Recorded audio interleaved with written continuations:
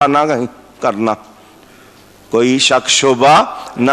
مالک عرش یعنی اللہ تعالی کی قسم، جسے بھی جو کچھ ملا ہے نبی پاک کی برکت سے ملا ہے. دونوں عالم میں حضور کی نعمت تقسیم ہو رہی ہے. اللہ خود فرماتا ہے حبیب میں ہوں اور تو ہے. اب کوئی صوفی ہے تو اس بات کو سنے، حدیث سنا رہا ہوں. صوفی کون ہوتا ہے ذرا سمجھے. حضور کیا فرماتے ہیں؟ اللہ نے فرمایا میں ہوں اور اے حبیب میں ہوں اور باقی سب کچھ میں نے تیرے لیے بنایا. باقی سب کچھ میں نے تیرے لیے بنایا ہے. حضور آگے سے کہتے ہیں یا اللہ تو ہے اور میں ہوں، باقی سب کچھ میں نے تیرے لیے چھوڑ دیا. میں اس کی شرح نہیں کروں گا، یہ دل سمجھے گا جس کو سمجھنا ہے. بہت اونچی بات ہے، یہ بہت اونچا مقام. اور یہ ساری کائنات بنی کس کے لیے ہے؟ حضور صلی اللہ علیہ وسلم کے لیے.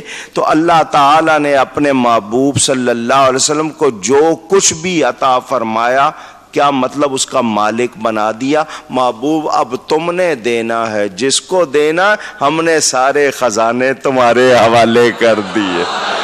کوئی آ رہا ہے جنت مانگ رہا ہے، نبی دے رہے ہیں. کوئی صحت مانگ رہا ہے، نبی دے رہے ہیں. کوئی شفا مانگ رہا ہے، نبی دے رہے ہیں. کوئی اولاد مانگ رہا ہے، نبی دے رہے ہیں. موتی اللہ ہی ہے مگر اللہ نے نبی کو اختیار دے دیا.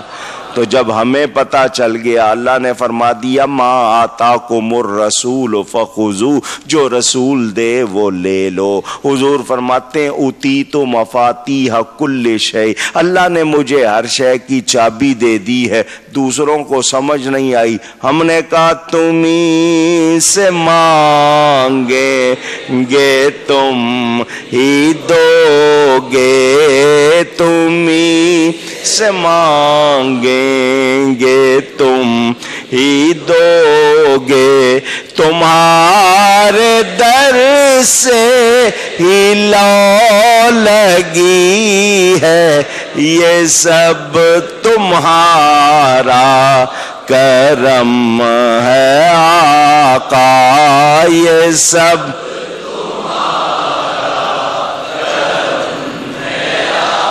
یہ سب تمہارا کرم ہے آقا. کہ بات اب تک بنی ہوئی ہے، یہ سب تمہارا. جو مانگ رہا ہے نبی دے رہے ہیں. اللہ نے اختیار دیا، نبی رب کا دیا دیتے ہیں، رب کی عطا دیتے ہیں. کوئی اس میں گڑبڑ والی بات، نہ شرک نہ بدعت نہ حرام نہ ناجائز، کوئی ایسی بات نہیں. نبی کا دینا کس کا دینا؟ اللہ. نبی کو اختیار دینے والا کون؟ شان دینے والا کون؟ چابیاں دینے والا کون؟ اختیار دینے والا کون؟ تو اللہ کا دیا دیتے ہیں، ہم مانتے ہیں اور مانگتے ہیں اور ملتا ہے.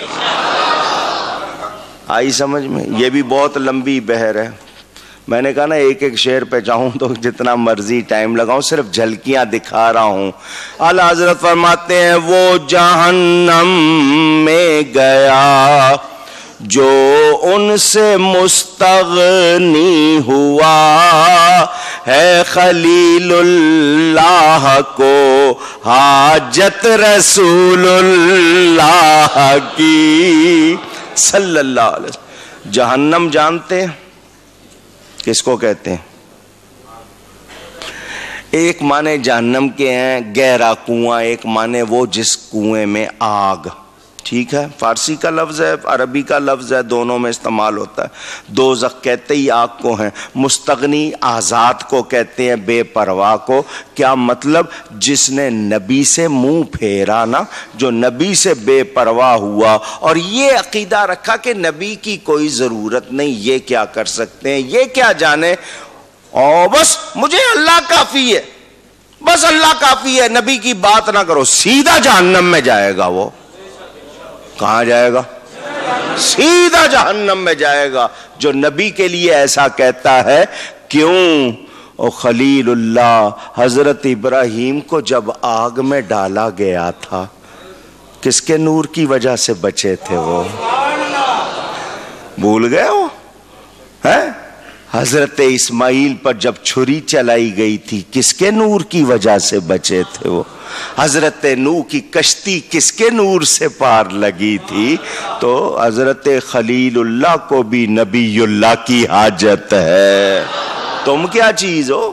تم جو باتیں کرتے ہو نا اس طرح کی تو یہ تمہیں لے جائیں گی جہنم. ہم نے یاد کر لیا ہے کہ نبی کے بغیر بات بنتی نہیں.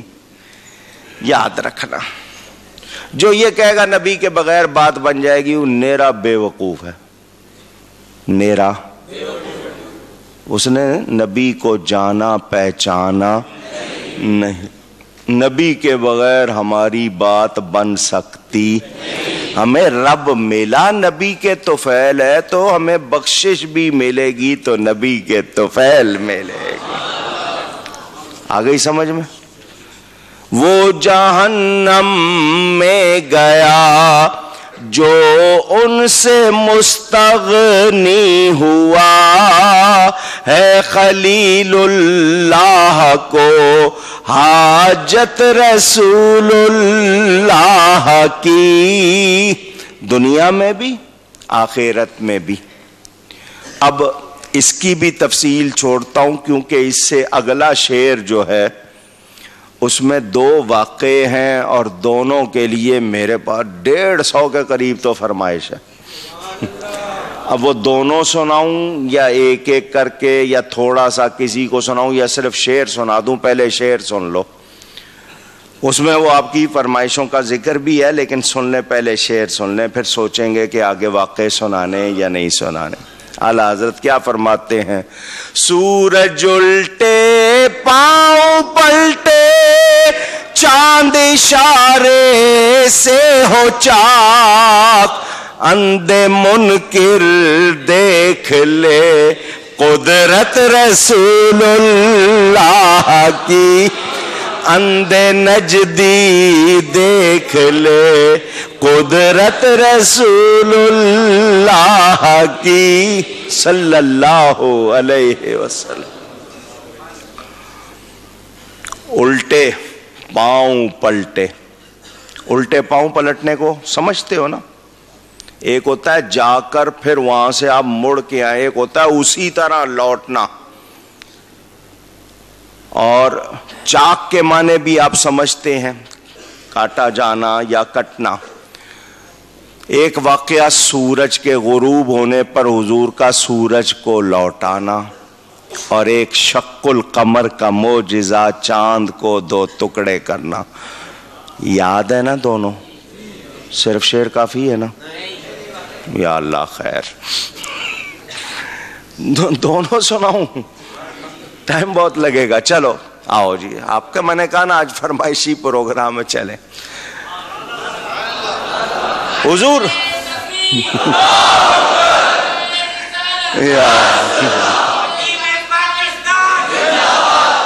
حضور صلی اللہ علیہ وسلم لشکر اسلامی کے ساتھ تشریف لے گئے ہیں خیبر. راستے میں آتا ہے وادی صحبا. حضور نے حضرت علی کو ظہر کی نماز کے بعد کسی کام سے بھیجا. جب وہ واپس آئے لشکر نے عصر کی نماز پڑھ لی تھی، حضرت علی نے ابھی پڑھی نہیں. وہ جب واپس آئے حضور صلی اللہ علیہ وسلم ایک پتھر کو تکیہ بنا کر لیٹنے لگے. والی کونین جن کے قدموں کو عرش معلی تر سے، پتھر کو تکیہ بنا کے لیٹنے لگے. حضرت علی نے دیکھا، فوراً آگے آئے. حضور میری گود حاضر ہے. اے صحابہ تمہارے مقدر کے قربان، ہم نبی کی گلیاں دیکھنے کو ترستے ہیں، تمہیں کیسے کیسے موقع ملتے تھے. میرے نبی پاک صلی اللہ علیہ وسلم نے ان کی وہ پیشکش قبول فرمائی، ان کی گود میں سر رکھا اور آرام فرمانے لگے۔ مسئلہ سن لو، مجھے آپ کو عصر کے بعد نہیں سونا چاہیے۔ پہلے سے سو رہے ہو، درمیان میں عصر ہو گئی اور بات ہے، عصر کے بعد سونا نہیں چاہیے، صحت کے لیے بھی اچھا نہیں ہوتا، نماز کا خطرہ بھی ہے، اور ہم ہیں بہت کمزور، میرے آقا کی شان بلند ہے، احتیاط کرنی ہے۔ بیمار کا مسئلہ اور ہے، احتیاط کرنی ہے۔ حضور آرام فرمانے لگے، حضرت علی بار بار سورج کو دیکھ رہے، ایک نظر ادھر دیکھتے ہیں، ایک نظر گود میں دیکھتے ہیں۔ ادھر دیکھتے ہیں تو وہ سورج کہتا ہے علی میں جا رہا ہوں، اگلی صبح آؤں گا، ایک مرتبہ مغرب میں غروب ہو جاؤں، پھر اگلی صبح مشرق سے آتا ہوں۔ گود والے کو دیکھتے ہیں تو کہتے ہیں یہ موقع پھر نہیں ملے گا، وہ نماز قضا ہو گئی تو اس کی قضا پڑھ لوں گا، یہ قضا ہو گئی تو یہ پھر ملنے والی ہے نہیں۔ عشق اور فرض میں جنگ ہو رہی ہے، جنگ۔ وہ کہہ رہا ہے اٹھ نماز پڑھ، یہ کہہ رہے ہیں یہ پھر دوبارہ موقع ملنے والا نہیں ہے۔ نمازیں جب قضا ہوں تب ادا ہوں، محبت کی قضائیں کب ادا۔ فیصلہ کر دیا حضرت عشق نے، فیصلہ دے دیا، حضرت علی نے نماز قربان کر دی، عصر کی نماز قربان کر دی۔ حضور صلی اللہ علیہ وسلم نے آنکھیں کھولی، حضرت علی کا چہرہ دیکھا تو اس پر ملال، افسردہ، کیا ہوا ہے حضور؟ میں نے عصر نہیں پڑھی، سورج غروب ہو گیا۔ تو حضور نے یہ نہیں فرمایا چلو قضا پڑھ لینا، کوئی بات نہیں، ہو جاتا ہے کبھی کبھی، یہ بھی نہیں فرمایا۔ یہ بھی نہیں فرمایا کہ نماز بنیادی بات ہے، تمہیں پہلے وہ فرض ادا کرنا چاہیے تھا، میں اگر تکیہ بنایا ہوا تھا تو پتھر کو کیا بات ہے، دیکھو نماز بہت ہے، نہیں، حضور نے دونوں باتیں اونچی۔ کتاب کا نام مشکل الآثار، حضرت اسماء بنت امیس روایت کرتی ہیں، حضور نے دعا کے لیے ہاتھ اٹھائے، اللہم انہو کان فی طاعتک و طاعت رسولک، اے اللہ بے شک یہ علی تیرا کہنا ماننے میں لگا ہوا تھا اور تیرے رسول کا کہنا ماننے میں لگا ہوا تھا۔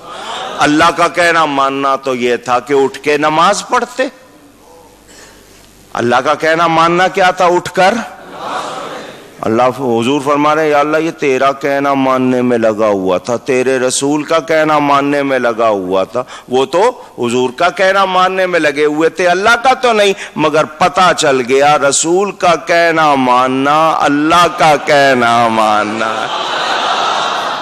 جو رسول کی غلامی کرتا ہے وہ اللہ ہی کی عبادت کرتا ہے۔ سمجھ آئی بات آپ کو؟ میرے دوستو اور بزرگو، حضور نے یہ دعا فرما کے کیا کہا؟ فردد علیہ الشمس، یا اللہ اس پر سورج کو لوٹا دے۔ صحابہ کرتے ہیں حضور نے یوں ہاتھ کیا، اس سورج کو جیسے بلاتے ہیں جو ڈوب چکا تھا، واپس آ، حضور نے اشارہ کیا، میرے نبی کا اشارہ، سورج باہر نکل آیا۔ کہاں نکل آیا؟ پہاڑوں پر دھوپ چمکنے لگ گئی۔ حضور نے فرمایا علی اٹھو، قضا نہیں ادا پڑھو۔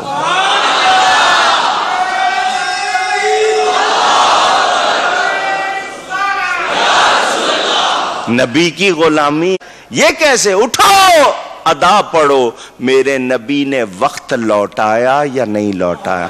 یہاں ایک راز کی بات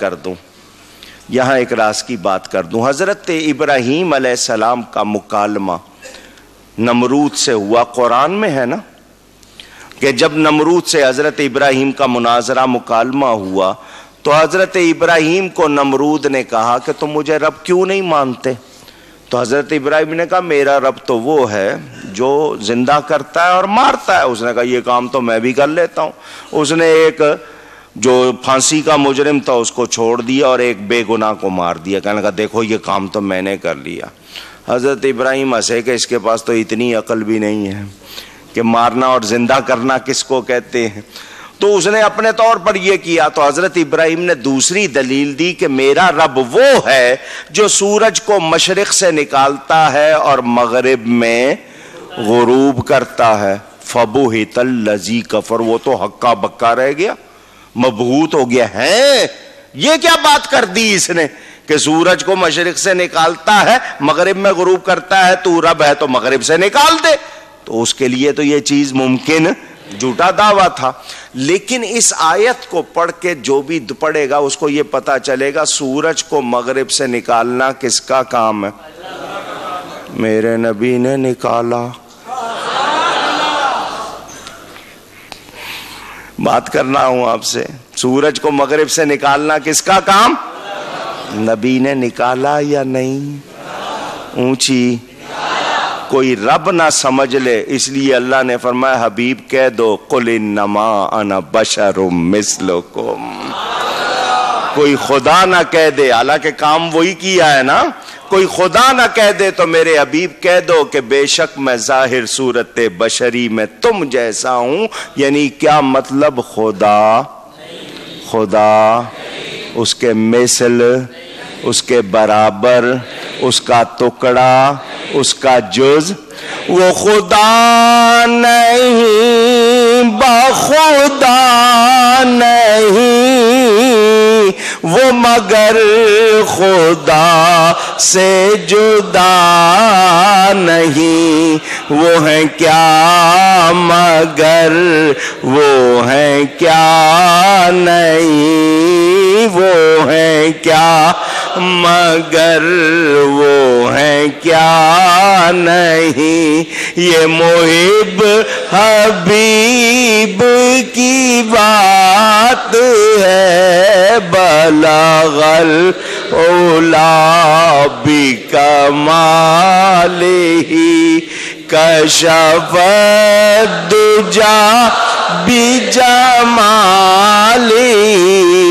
حسن جمیع خصالہ. صلو علیہ وآلہ، صلو.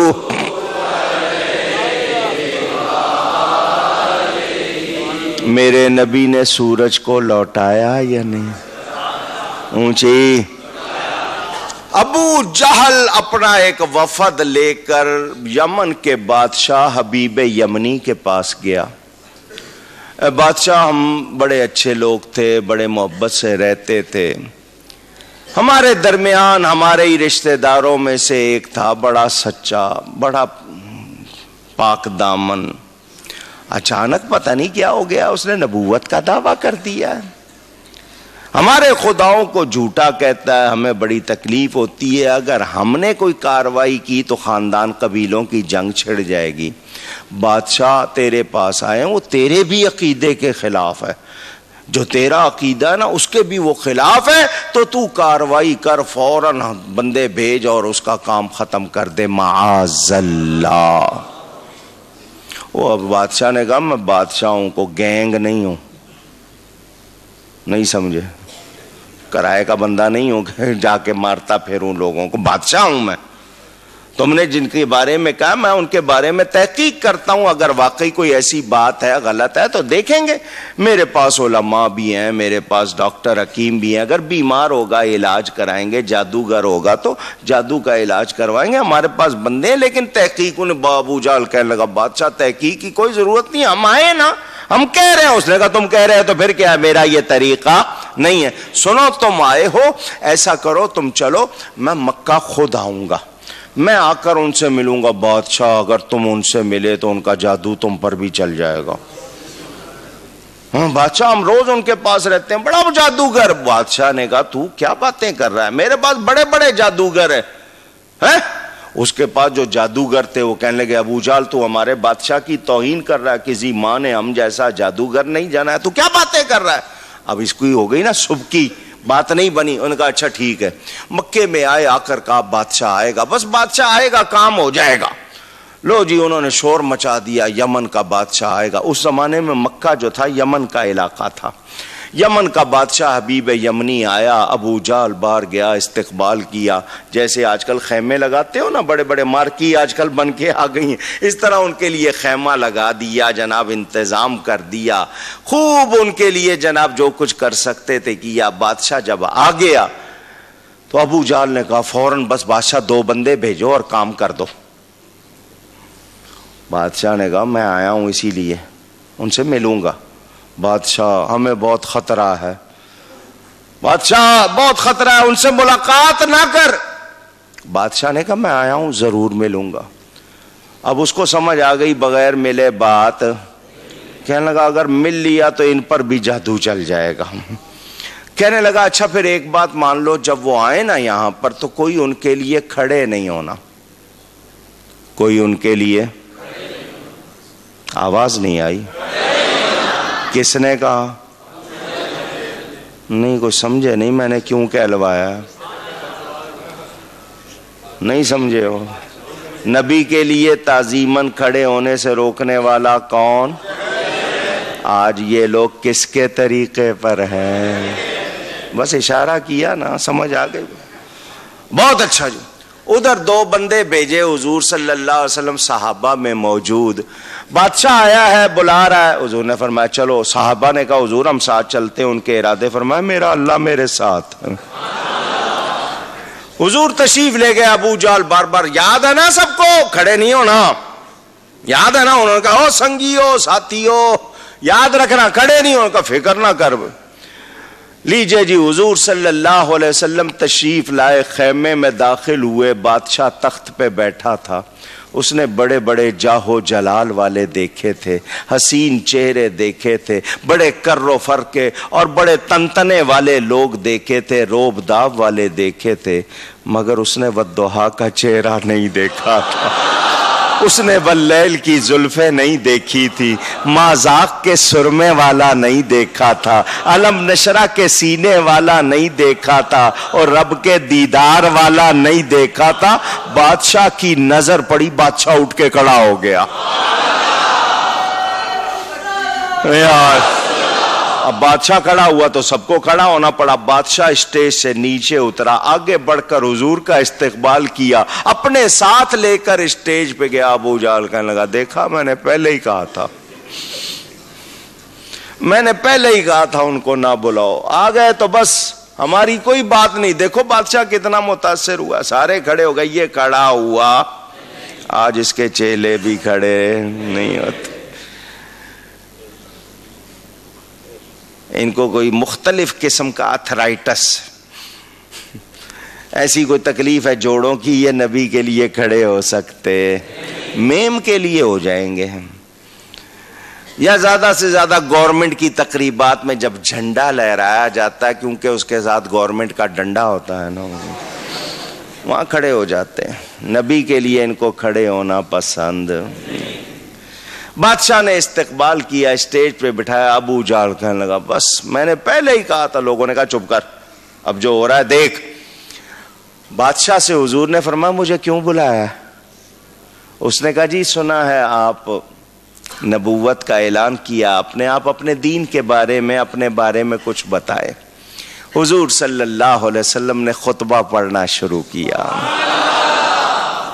حضور خطبہ پڑھ رہے ہیں، بادشاہ غور سے حضور صلی اللہ علیہ وسلم کو دیکھ رہا ہے۔ ابو جہل کہنے لگا دیکھو بادشاہ کس غور سے سن رہا ہے، کتنا متاثر ہو رہا ہے۔ حضور خطبہ ارشاد فرماتے رہے، اللہ کی وحدانیت کا، اسلام کی حقانیت کا، اپنی رسالت کا بیان بادشاہ بہت توجہ سے سنتا رہا۔ جب حضور نے خطبہ پورا کر لیا، بادشاہ نے کہا مجھے اجازت ہے میں ذرا اپنے ساتھیوں سے کچھ مشورہ کر لوں۔ ضرور۔ وہ اپنے تمام لوگوں کو لے کر ایک طرف گیا، اس کے ساتھ علماء بھی تھے، اس کے ساتھ ڈاکٹر حکیم بھی تھے، اس کے ساتھ جادوگر بھی تھے، جادو کا توڑ کرنے والے بھی تھے، اس کے ساتھ فوجی بھی تھے، سب کو لے کے آیا ہوا تھا۔ اس نے جا کر علماء سے پوچھا بولو یہ شخص پاگل تو نہیں ہے، کیا کہتے ہو؟ علماء نے کہا تو نے تقریر نہیں سنی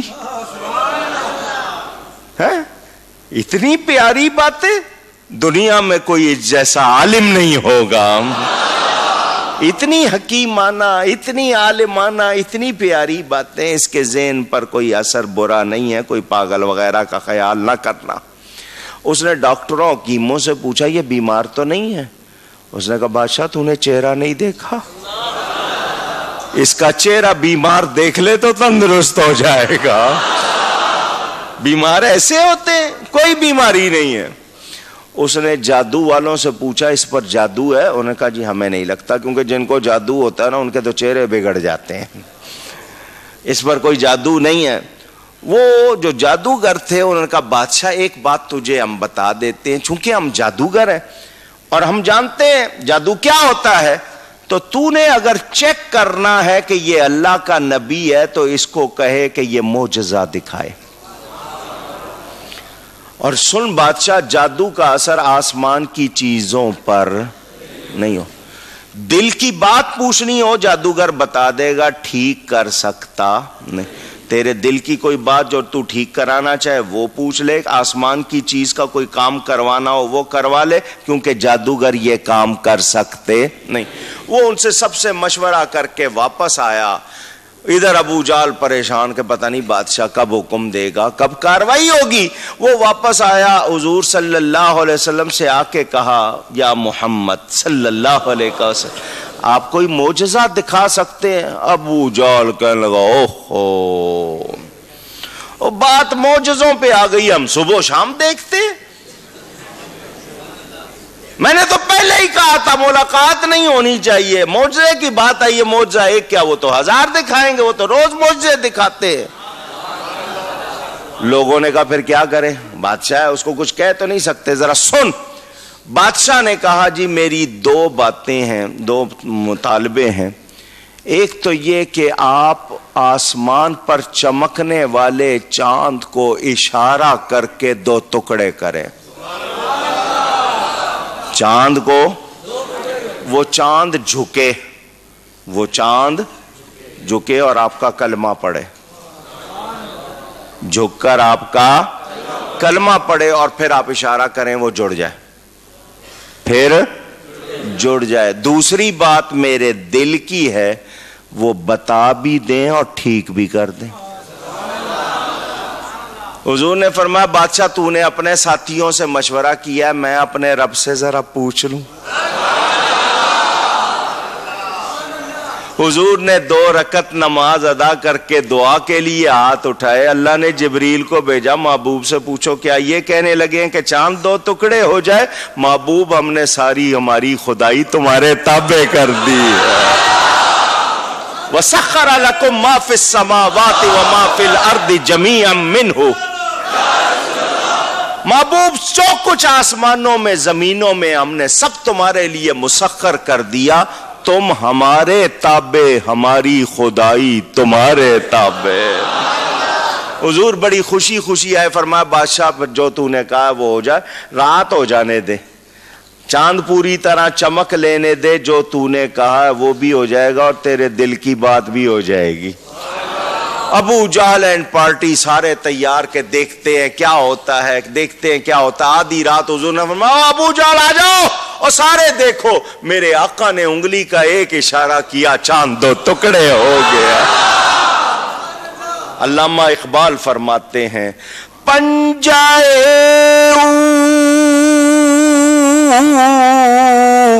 پنجائے حق می شود ماہ از انگشت او شق می شود، اور نبی کا ہاتھ اللہ کا ہاتھ ہے، اس پورے ہاتھ کا کمال کون بیان کرے، اس کی ایک انگلی اٹھی تو چاند 2 ٹکڑے ہو گیا۔